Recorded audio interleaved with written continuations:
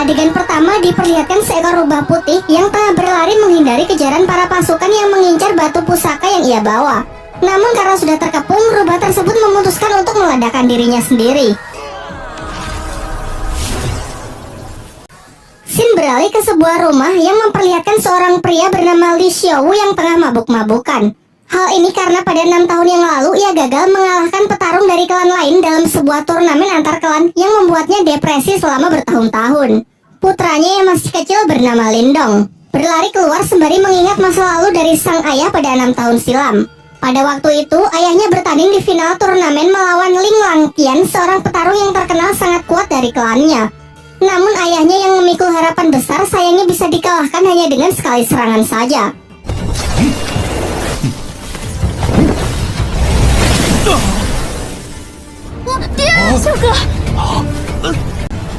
Tak hanya itu, Ling Langqian juga mengambil aura milik ayah Lindong. Singkat cerita, beberapa tahun pun telah berlalu dan Lindong kini telah tumbuh remaja. Pada suatu ketika, ia terlibat perkelahian dengan sepupunya yang bernama Ling San bersama teman-temannya yang membuat ia terperosok ke dalam jurang. Dirinya yang sudah terbaring lemas secara kebetulan darahnya menetesi sebuah batu pusaka peninggalan rubah di awal film, membuat batu itu hancur dan ia pun terjatuh. Di dalam gelapnya tempat itu, batu tersebut memancarkan cahaya keemasan yang membuatnya terbangun. Namun saat tersadar ia merasa heran dengan tanda bercahaya yang muncul di telapak tangannya serta luka-lukanya yang sudah sembuh. Saat ia pulang, adiknya yang bernama Qing Tan datang untuk mengajaknya bermain karena tak bisa tidur. Seusai bermain, ia juga langsung pergi. Saat Lindong terlelap tidur, kejadian aneh pun terjadi kembali. Ia bermimpi berada di sebuah dimensi biru gelap yang banyak terdapat pohon bambu. Saat ia masih kebingungan, tiba-tiba ia diserang sosok misterius yang perawakannya sangat mirip dengannya. Pertarungan pun tak terhindarkan, yang memperlihatkan kekuatan mereka benar-benar seimbang.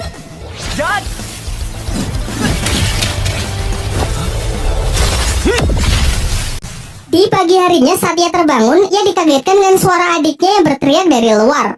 Ternyata kelompok Ling San datang dan mengganggu Qing Tan untuk merebut rumput obat yang ia bawa. Lindong yang bergegas datang mencoba melindungi adiknya dari anak-anak berandalan tersebut.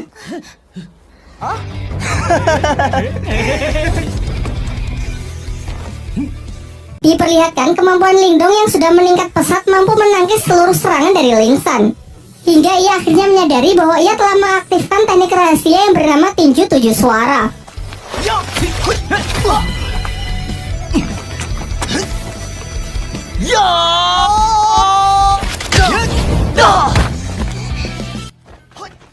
Untung saja pertarungan yang semakin serius itu akhirnya dapat dihentikan oleh kakak Ling San yang diketahui bernama Lin Hong. Sebelum pergi, ia menginfokan bahwa tak lama lagi akan diadakan turnamen di klan mereka untuk menentukan pertarung terkuat di klan Lin. Lin Hong yang sangat percaya diri mengatakan bahwa setelah menang nanti ia akan menikahi Qing Tan. Saat kembali, sang ayah menunjukkan gerakan teknik tinju suara yang baik dan benar kepada Lindong.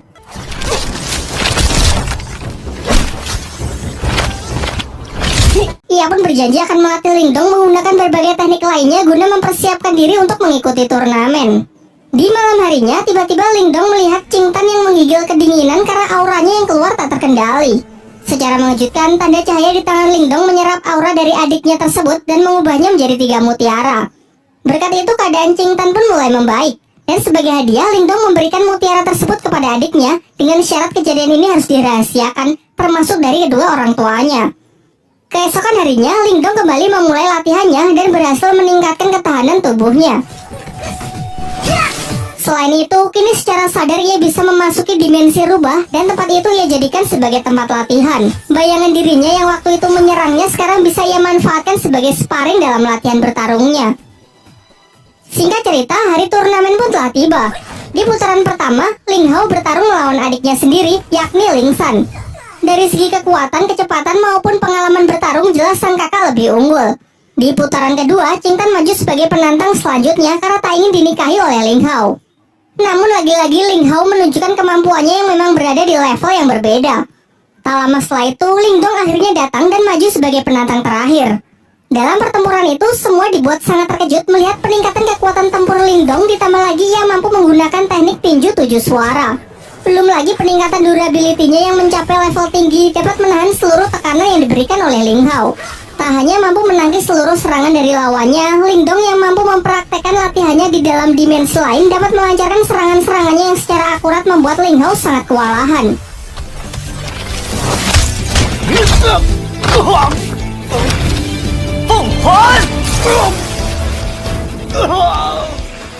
Dengan kemenangannya ini, Lingdong lah yang keluar sebagai juara dan dinobatkan sebagai petarung terkuat di generasinya.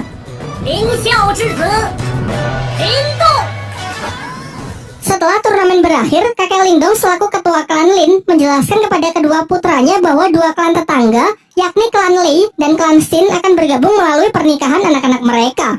Hal ini lantas membuat kedua klan tersebut kini menjadi beraliansi. Kemudian ia juga memberitahukan mengenai turnamen antar klan berikutnya, yaitu perburuan hewan langka yang masih dirahasiakan. Pembicaraan pun ditutup dengan sang ketua klan yang menyuruh agar anak mereka berlatih lebih keras lagi demi mempersiapkan turnamen selanjutnya. Sementara itu, ketua klan Lei juga mempersiapkan putranya yang bernama Lily untuk mengikuti turnamen antar klan tersebut. Kekuatan dari Lily ini sangat dibanggakan oleh sang ayah karena ia telah menguasai ketahanan tubuh level atas yang siap mengalahkan petarung-petarung dari klan Lin. Singkat cerita, turnamen antar klan pun digelar. Di sini ayah Lingdong memberitahu putranya bahwa pertandingan kali ini adalah perburuan hewan langka, dan Lingdong diharuskan menaklukkan hewan langka yakni singa api yang terkenal sangat buas. Namun aturannya tak perlu sampai menangkapnya, karena Lingdong hanya perlu mengambil sisik yang berada di ujung ekor hewan tersebut agar bisa menyelesaikan pertandingan kali ini. Diperlihatkan semua peserta pun telah berkumpul, termasuk putra dari tuan rumah yakni bernama Wu Yun. Di awal-awal saja ketegangan sudah terjadi di antara para peserta karena Lily yang terlalu menyombongkan dirinya. Singkatnya, aturan pun dibacakan di mana mereka harus mendapatkan sisik singa api agar bisa memenangkan pertandingan, dan dilarang keras untuk berusaha saling membunuh satu sama lain. Ketika Lingdong bersama adiknya berusaha menemukan singa api, ternyata Lily bersama timnya berhasil menemukannya terlebih dahulu. Namun mereka terlihat kesulitan menaklukkan hewan buas tersebut. Sementara itu dari kejauhan, Lingdong hanya mengamati mereka dan menunggu kesempatan yang tepat untuk bertindak. Sampai muncullah dari belakang tim Wu Yun yang menawarkan kerjasama. Wu Yun berencana menyerang si singa api saat hewan itu sudah kehabisan tenaga akibat pertarungannya melawan tim Lily. Merasa hal ini cukup menguntungkan, Lingdong pun sepakat dengan rencananya dan bersedia menjalankan kerjasama tersebut. Setelah menunggu momen yang tepat, mereka pun bersama-sama menyerang tim Lily. Lingdong menyuruh Wu Yun untuk fokus kepada si singa api, sementara ialah yang akan menghadapi Lily.